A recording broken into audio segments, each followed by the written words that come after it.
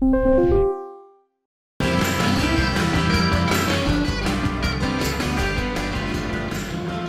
cuando pueda. Bueno, me hace mucha ilusión y me interesa mucho la conversación que vamos a tener a continuación con Andy Robinson. Bienvenido, Andy. Hola, buenas. ¿Cómo estás? Porque creo que has hecho uno de los libros seguramente del año, ¿no? Aunque sí, aunque no sea una novela, aunque no tenga este barniz comercial, todo el mundo habla muy bien de Miedo, Asco y Esperanza en América, Off the Road, ¿no? De Andy Robinson, periodista, escritor. Y este es el trabajo de muchos viajes a Estados Unidos e intentar hilvanar una crónica que explique la situación de Estados Unidos actualmente. No sé si de decadencia o qué conclusión sacas. Bueno, mira, el subtítulo del libro es Miedo, Asco y Esperanza en América. Sí. Y el título del epílogo es Miedo, Asco y Desesperanza en América. O sea, digamos que resumirlo, no sé si por mi propia ciclotimia o por una coyuntura que cambia o lo que sea. Desde luego es una coyuntura muy interesante en el sentido de que todo lo que conocíamos anteriormente parece que se está fragmentando, ¿no? Sí. Pero bueno, hay muchas. Yo no sé si es posible hacer en estos momentos un resumen de si la cosa va bien o mal. Ya. Lo mejor es que si alguien, que creo que va a haber mucha gente, ya está circulando esa sensación, a alguien le interesa saber cuál es el camino que lleva el que fue un imperio, ¿no?, de referencia en el mundo moderno. Por favor, no se pierdan este libro, porque practica este periodismo cada vez más difícil de encontrar, al menos para mí, que este periodismo relajado, de viaje, de vivencia, ¿no?, de contraste y al final de interpretación personal. Porque tú en un momento dado dices que eres un reportero tratando de sobrevivir en tiempos de periodismo banal. Sí, eso es una referencia. Hay un capítulo sobre Nueva York que va un poco de la historia del nuevo alcalde de Nueva York, Bill de Blasio, ¿no? Sí. Que ganó las elecciones con un discurso de clase, ¿no?, basado en la idea de subidas de salarios, trata de combatir la desigualdad en una de las ciudades más desiguales del mundo, con impuestos sobre los banqueros de Wall Street. Y pensé, bueno, quizá por fin voy a poder vender artículos sobre la ciudad de las nuevas tendencias, que es Nueva York, que no sea sobre el último diner o el último restaurante de fusión o lo que sea, ¿no? Digamos que, porque es que yo estuve trabajando de corresponsal en Nueva York durante 9 años para La Vanguardia. Y constantemente recibías llamadas del jefe de la sección de estilo de vida, ¿no? Mira, ha pasado esto, hay un nuevo deporte en Nueva York. Pero siempre tenías la sensación de que estabas escribiendo sobre cosas banales, temas, ¿no? Sí, banales y frívolas hasta cierto punto.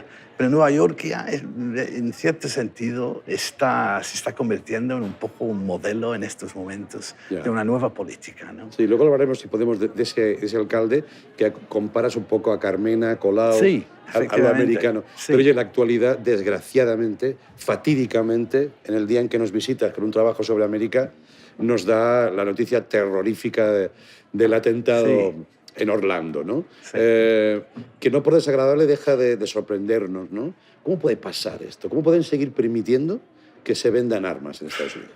Nadie se lo explica, ¿no? No, y Obama, cada vez que pasa una barbaridad de esas, Obama lamenta el hecho de que siga habiendo posibilidades de comprar armas que en realidad son ametralladores de guerra, ¿no? Sí. Pero luego no cambia nada. Parece que hay un cierto enfrentamiento con el Congreso dominado por los republicanos.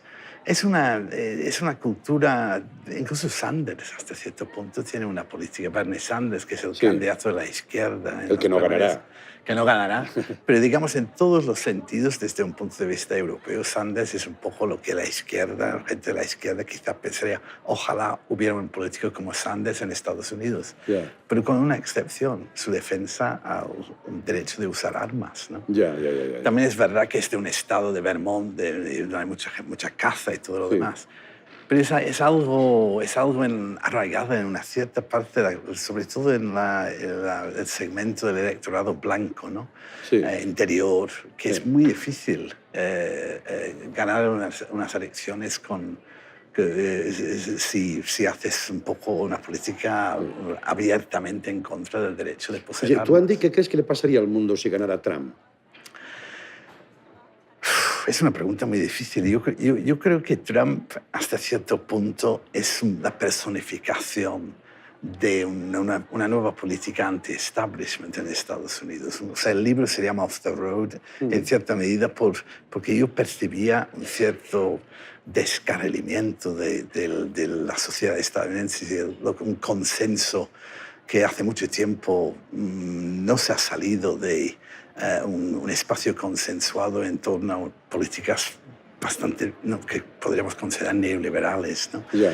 Que tanto Trump como Sanders se sale de eso, ¿no? Ya. Entonces, por un lado, Trump representa una serie de políticas muy preocupantes, ¿no?, xenófobas, racistas. Por otra parte, en cada discurso que hace reivindicaciones que antes habrían sido del movimiento antiglobalización, ¿no? En contra del trato de libre comercio con México, incluso en contra de ese nuevo trato de liberalización entre Europa y Estados Unidos. Con lo cual es un fenómeno muy extraño lo de Trump. Bueno, el libro pasa por muchos episodios, además, como comentábamos antes de entrar, tocas muchos, lo que te permite dar una visión muy panorámica de la América actual.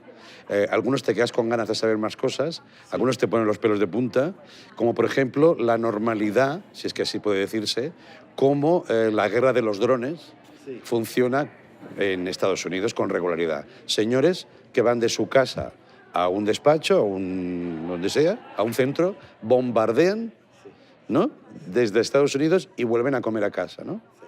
Esto está pasando, ¿no? Está pasando, parece una película de Stanley Kubrick, ¿no? Pero es la pura verdad. Es que digamos, yo estuve en Las Vegas varias veces. Esto es en Las Vegas, ¿no? Sí, porque hay una base de las Fuerzas Aéreas Americanas en el desierto de Nevada, Sí. a 40 kilómetros más o menos de Las Vegas, que se llama Fort Creech.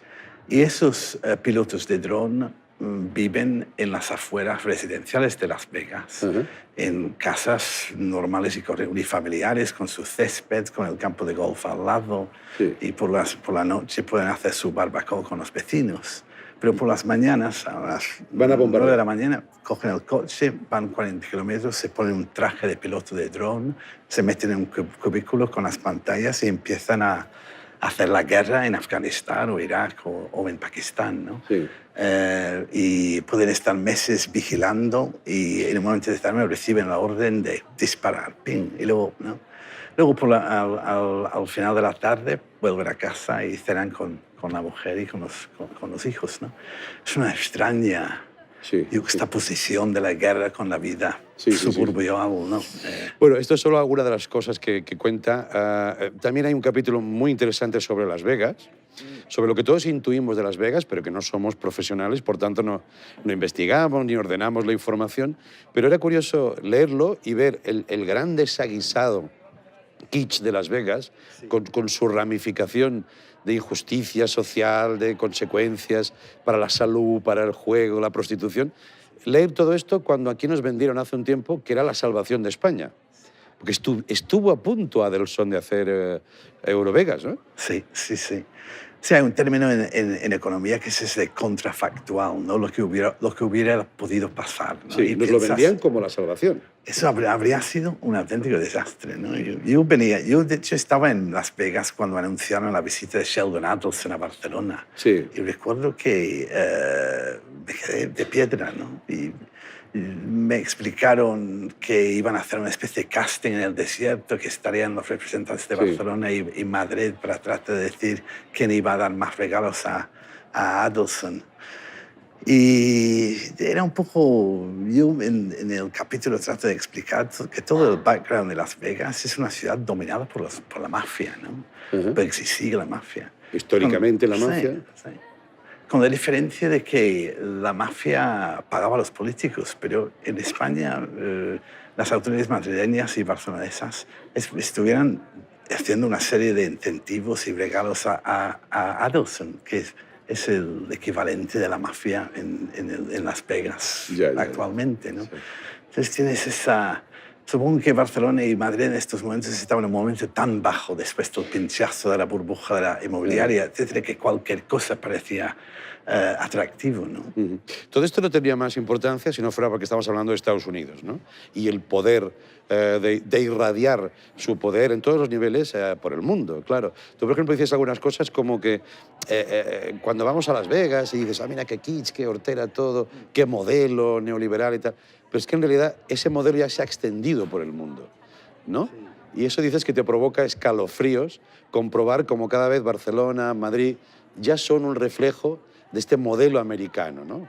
Sí. Y no nos damos mucha cuenta de ello, ¿no? No, es como una invasión de los ultracuerpos, de alguna manera, ¿no? Yo te voy a decir, con este decorado del diner aquí, se parece un poco al ensanche de Barcelona, ¿no? Sí. ¿No? Es que ahí es la ciudad de Barcelona imitando a Nueva York, imitando a París, ¿no? Sí.